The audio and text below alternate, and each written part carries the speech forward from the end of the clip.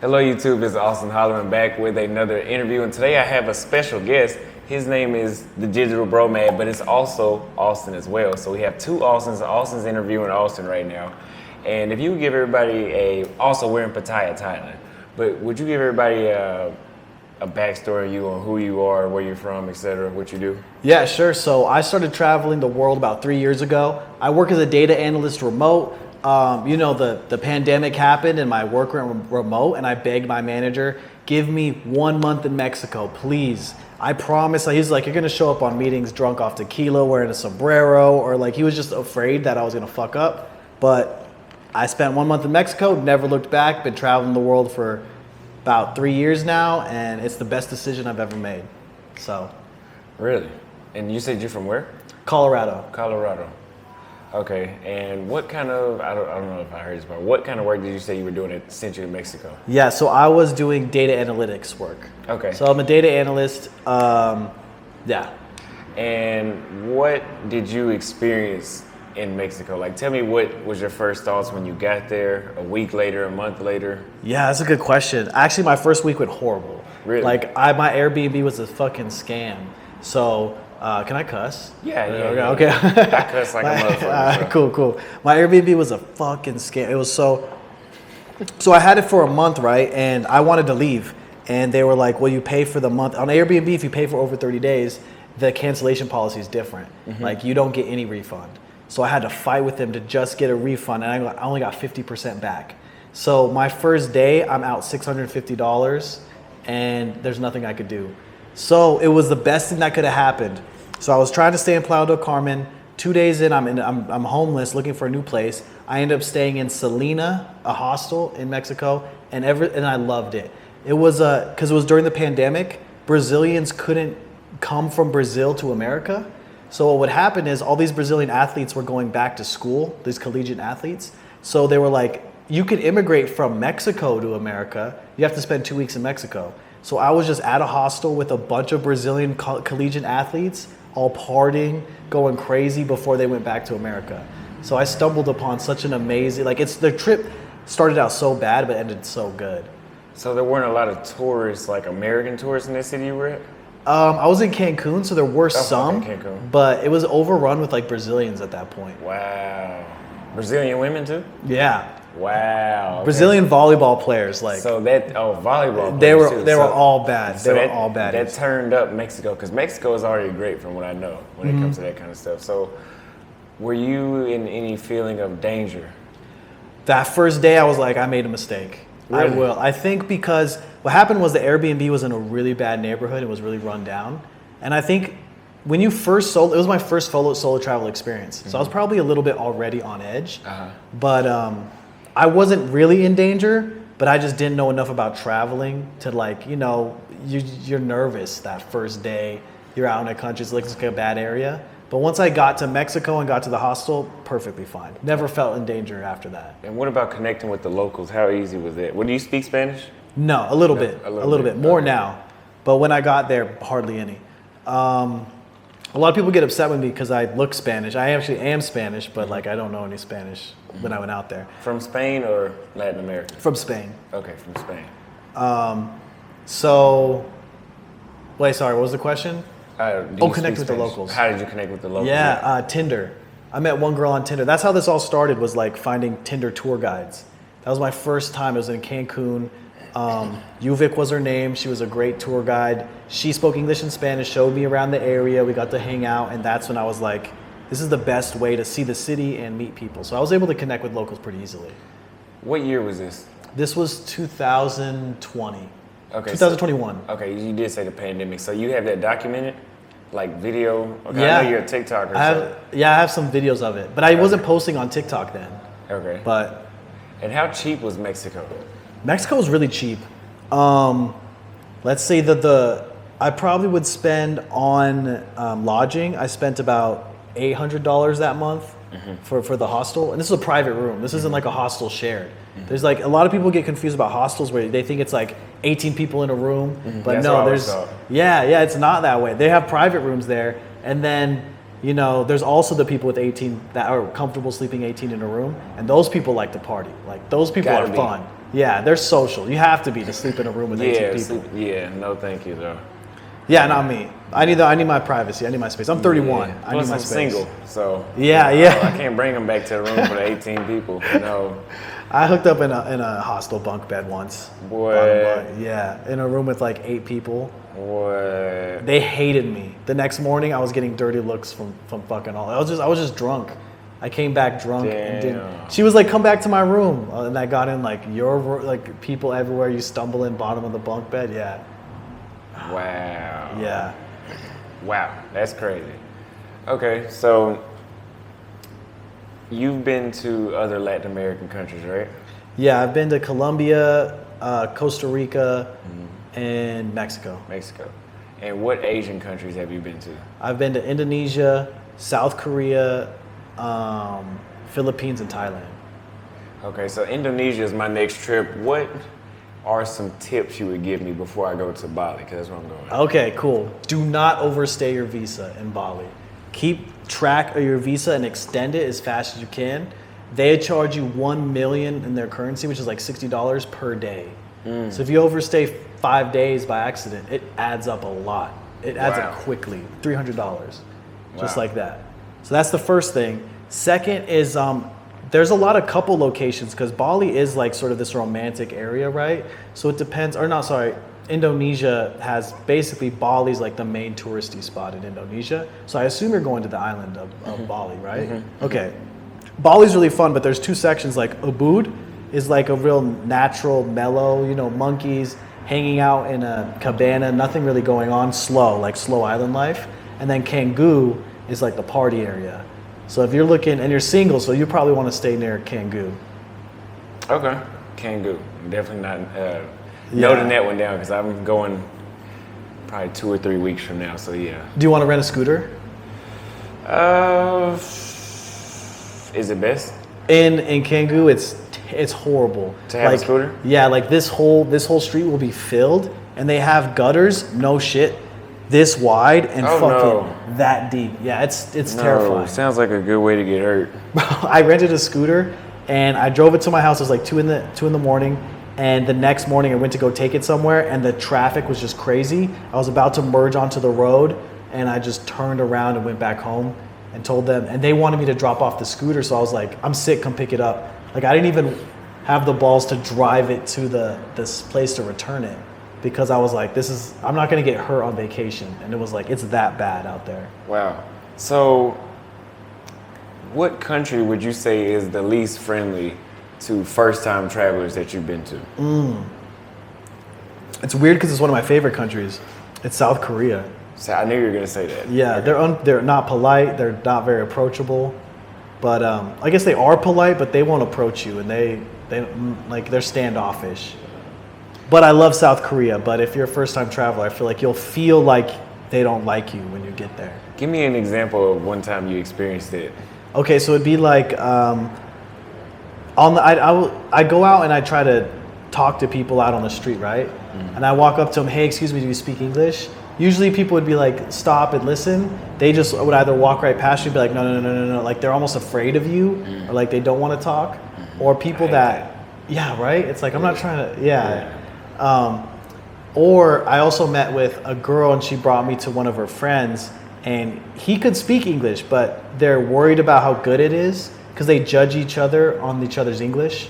Like he's not afraid to be judged by me, he's afraid to be judged by other Koreans on how bad his English is. So he was just silent the whole time, very standoffish, didn't really even talk. Would you say it's westernized? Westernized? Yeah, it's pretty westernized. The most westernized out of all countries you've been to? Ooh. Well, I've been to Spain and like Europe, but I wouldn't count that because that's when I was like with family. South Korea is pretty westernized. I'd say out of the Asian countries, it's definitely the most westernized. So what country would you say is the friendliest to a first-time tourist? I think I like the Philippines. First time. First time, I think the Philippines. I think Colombia, Brazil was super friendly, and the Philippines. The reason I say the Philippines is because they all speak English. So it's like you will have no problem connecting, communicating with locals and foreigners alike. It's all smooth, from my opinion. Okay.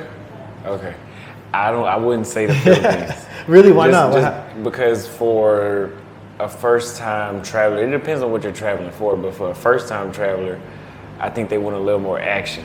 And what country would you say is the friendliest and has a good amount of action? I like, I would say Brazil or Colombia. Brazil or Colombia. Or Mexico, but now that I've traveled the world, I feel like Mexico is not really a good like world travel, right? It's so close to America that you'll see McDonald's and like you won't feel like you're in a foreign land in Mexico. Would you say that's just the Cancun area or maybe those places you went to, or you think if you traveled a little further south? Because I know it starts turning to a jungle the further south you get. You know what? That's a great point. I went to like the spring break locations like Cancun and that kind of stuff. You're right. No, you're right. If you go to like Guadalajara, somewhere south, it'll be a much more local experience. Yeah, because surprisingly, I met a chick in Vietnam that was from Mexico. That was a digital nomad too. I didn't even know Mexican digital nomads existed from Mexico. Yeah. You know, and she was in southern Mexico, and she was like, it's safe where she's at, but over up north, closer towards the border, obviously, that it was completely unsafe, is what she told me. I mean, everybody has their own experience and perspective. But Brazil being the first time, I would recommend it too. But that's a country that you have to put in some effort, I think, to have that true, because a lot of people don't know English in Brazil. Yeah, and you were learning Portuguese, right? Yeah. How long did it take you to learn? Like if you were to recommend, how many months out should you be studying Portuguese if you wanted to go? 2 hours a day for 4 months is what I did. 4 months. That's commitment. 6 Damn. months. 6 months. 2 hours a day. Damn. Well, see, I was so fed up with the United States and I was so fascinated with Brazil. I was like, man, when I get down there, I need to have a good grip on communication when I got down there. So I didn't actually start reaching out to people and actually trying to seriously talk to them. Like, hey, I'm coming down there, I want to meet you, until about January. And I got there, beginning of January, I got down there the last week of February. And yeah, it helped a lot. But, Philippines, of course, you don't need to learn anything. Yep. Thailand, you kind of don't need to learn Thai either. No. You don't. No. Yeah. Unless you go off into a smaller city. Yeah, but other than that, there's just as many foreigners here as there are people that live here, it seems like, in the big cities. Yeah, this city especially. Yeah. This city. I feel like there's all foreigners out here. Okay, so cheapest cost of living. Which country would you say you recommend? Bali. Bali. Or Indonesia. Indonesia was cheap. Really? Like you could get your villa with a private pool, sometimes like $600 a month. A nice spot, and it's like you're in the jungle. There's like a rice paddy field that you can view from your roof. Like really? It's all super, super nice and cheap. Wow, yeah, I'm here to check that out. Yeah, it's gonna be fun. Is that similar? Is Indonesia gonna be similar to the rest of Asia? Because I've been to Vietnam, Cambodia, Thailand, as far as on the continent and not the islands. And they're all different, but they're all very similar. I mean, you got the Buddhist temples everywhere. Yep. So it's not really much of a shock. Like when I went to the Philippines, I seen Christian temples or Catholic temples. So it was a little different, but all of Asia is pretty much Buddhist. Yeah, it's a lot of Buddhist temples. If you go into the main area, it's Muslim. Okay, I do know that. Yeah, so there's a lot of there's a lot of Muslim places of worship, and if you're in one of those spots, if they wake you up at 5 a.m. with a voice, loudspeakers, and just a guy chanting into a microphone, scared the fuck out of me. I thought there was something going on, but it's like, so like those type, that was shocking. That was culture shock of like, this happens every day. People just wake up to this guy chanting every morning. Like, this is crazy. Wow. Okay. Was South Korea your most expensive country or Spain? Well, I think Spain was... It's weird because I went to Spain with family, so out of the countries I went solo, South Korea, absolutely. It's expensive, but the culture shock in South Korea, like most culture shocks around Asia, it's kind of like, wow, I can't believe they're doing this, or like there's street food, or things are a little bit off. In Korea, they're like perfect. Like that's the culture shock, is like these streets are clean, spotless. The subway is clean. Wow. Everything works like a well-oiled machine. Like I didn't see trash. Really? Yeah, and the safety's insane. Like girls walking alone after the club in a dress, drunk, just taking a nap on the side of the street. and they feel that safe. They feel that safe. Like I was out there like this girl's she's gonna get in trouble doing this shit, but they were like, no, she's fine. And you see guys, they drink like crazy out there, but they all feel super safe. I didn't feel in danger one time. You can leave your laptop at restaurants and just leave. 4 hours, come back, it's there. It's crazy. I wouldn't want to try it, but I believe it. No, it's. I don't want to test it. So, what country out of all the ones you've been to had the best food? Korea. Best air South quality? Korea. Ooh, best air quality. I think Costa Rica. Costa Rica had some really good air quality. I mean, I think it depends on where you go in the country too, right? Like in the big cities, you're not going to get good air quality. But I went to El Nido in the Philippines. That was gorgeous, crystal blue water, super clean. I think you'll like Bali. Bali there's beaches out there that feel like that too. Best internet? Ooh, good question. I liked Colombia's internet. Surprisingly, really? It was just a weird answer. Yeah, because a lot of people who don't travel, they hear third world sort of, and they think they're living in huts and it's like shambles. Like it's 2023. A lot of these places have internet that works that you can work from. Philippines internet sucked, but all these other countries have good internet. Philippines internet is terrible. Yeah, it's horrible. It's the worst part of the Philippines. Walking around I went to Cebu, Manila, and Ozomis. Walking around, the calls just drop like you're in an elevator. Yeah. You'll be walking, talking, drops. Walking, talking, drops. And it was so annoying. Yeah. But it was a beautiful country. But it wasn't one of my favorite countries to stay in. Best transportation? South Korea for sure. The public transportation there, every bus has free Wi-Fi. And it has like chips where you can see the bus coming like a mile away. It'll be on your Google Maps. It's coming this way. The next one's here. And then the subway is just so great. You know, when you buy your ticket on the subway, if you buy it with an English selection and they give you the English ticket, as you walk and scan things, the voice will be in English and the text will be in English. And if you buy it using Chinese, text will be Chinese. So it's like the subway system is like catered to you by your ticket. High tech. Yeah. Best women you prefer? Oh man, that's a good question. I don't want to say on camera because I've got a lot of places to go, but I like Colombia and the Philippines for different reasons. Like I feel like Colombian women are super fun and friendly. Like if I'm like single trying to party, like Colombia is amazing. Colombia and Brazil.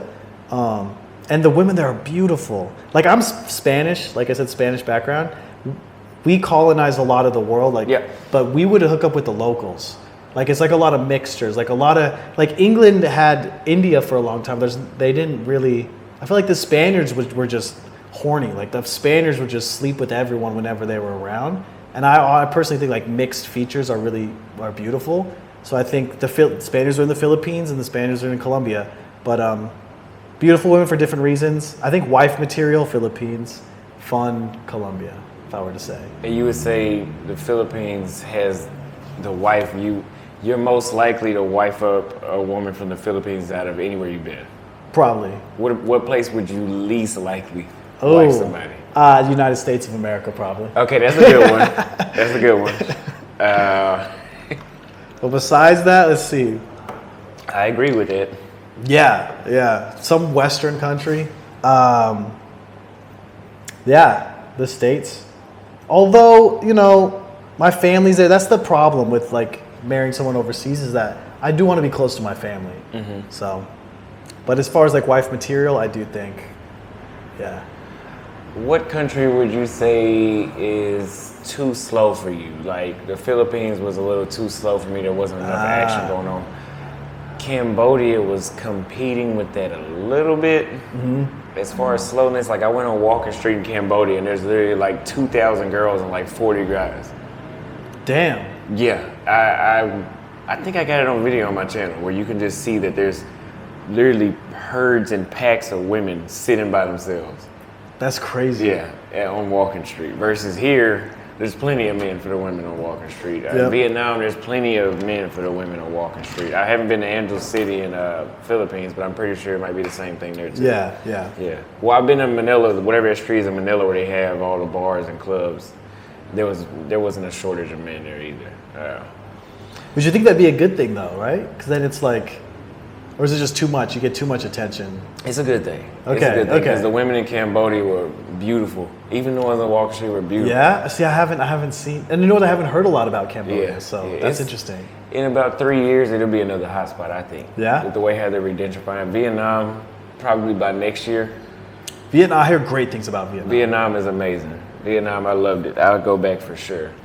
Slow Costa Rica, man. But I went during the coronavirus, and they were very strict. Everything closed at 8.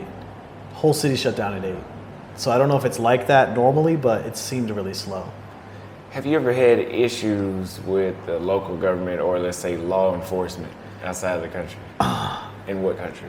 Yeah, I'm trying to think. Okay, so one of my first days in Mexico, I did get in a run with the Mexican police, where they pulled my bag out of the transportation, out of a van. I was going from Cancun to Playa del Carmen, Cancun to Tulum actually, but they pulled my suitcase out.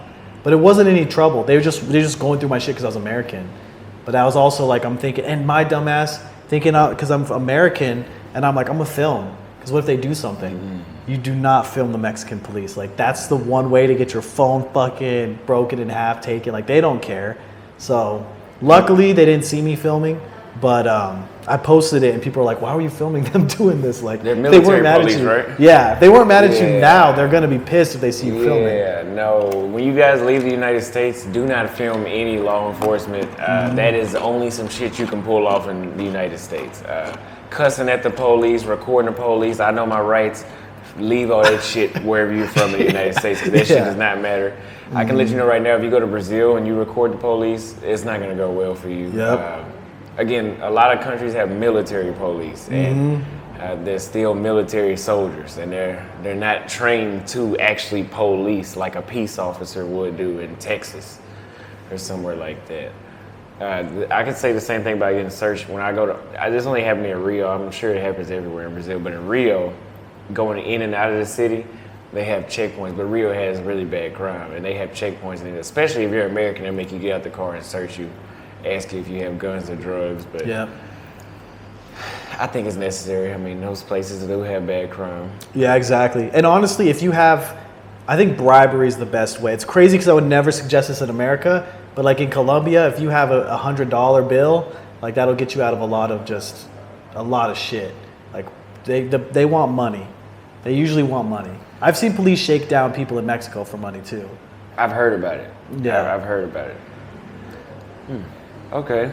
Well, I think that's what I have so far. So far, we're already about 23 minutes. That's All right. time flew by. Yeah. Do you have anything you want to say? Shout out your channel. Any other points you want to add? Yeah, check out Digital Bromad on TikTok. That's where most of my followers are. I got about 320,000 on there. I'm starting YouTube.